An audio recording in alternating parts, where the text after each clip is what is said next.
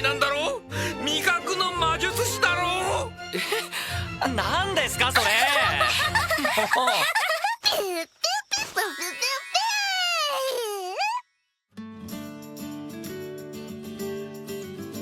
う。ルララララルララララルラルララルラルラララ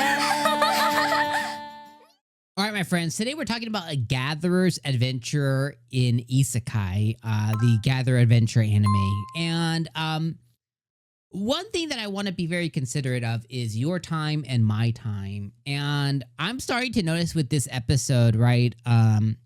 We watched episode number 2, and episode 2 basically takes us, and it has our main character, Takeru, right? And Takeru basically comes out of the woods. He meets an elf, okay? He meets an elf who is very hungry. He feeds the elf. He gives her some water. She's stinky. He says she's stinky. She runs away. He gathers a bunch of items and materials in the forest. Then he meets a family of very nice people. He plays some music with them. He dances with some children. B comes out, which is the dragon, and have fun with the children as well, too. He cooks for them, and they share a nice night under the moon. My thing with that is, what is the point?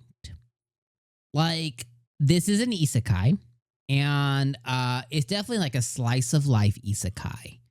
But the question I had myself asking is, first off, we witnessed a nothing burger because nothing happened. The major things that happened is he came across an elf who's probably going to come back as a reoccurring character, Stinky Elf Girl. I don't know what her name is. I don't even remember if he got her name.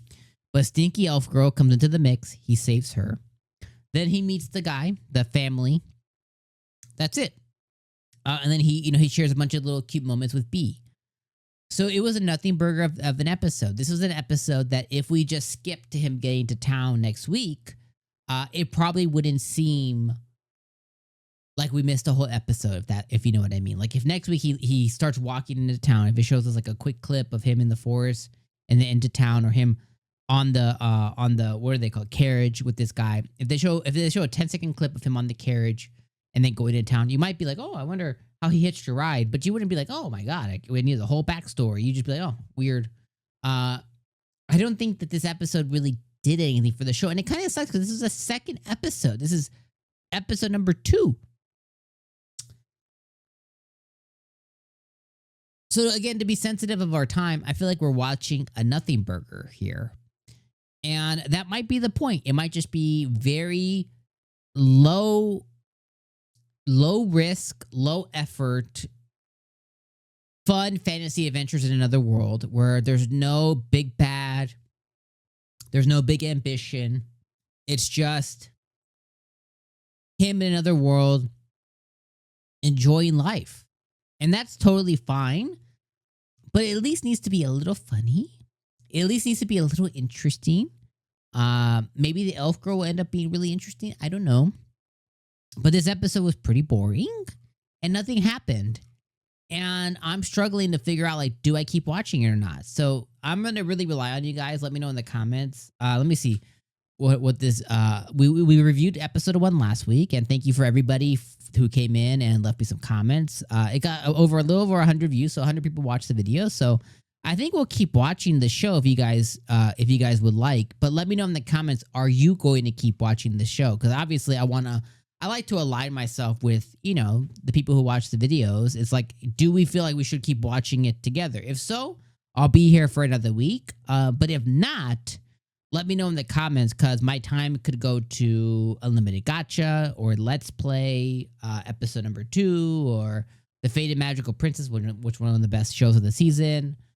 Banished Court Magician, which was okay, but it's watchable, right? So let me know in the comments. But yeah, this episode was just a nothing burger, and it's crazy to get a nothing burger in episode 2. So yeah, I don't know. You guys let me know what you guys are thinking about this show, but I would say this one was a 6 out of 10. I don't think it was a 5, right? I don't think it was like that bad, but it was just nothing. There's just not anything exciting happening. And again, that might be the point of this show. All I ask for is just some funny moments that I can be like, Just some funny moments, right? Or go really deep into the cute. There was one show, what was it called? Slime Isekai.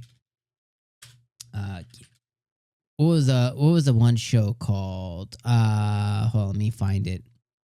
There was one about a kid, and it's a slice of life anime, and he just lives in the woods for several years. He finds some slimes and becomes a slime kid. This one was, and season 2 of this show was a little disappointing.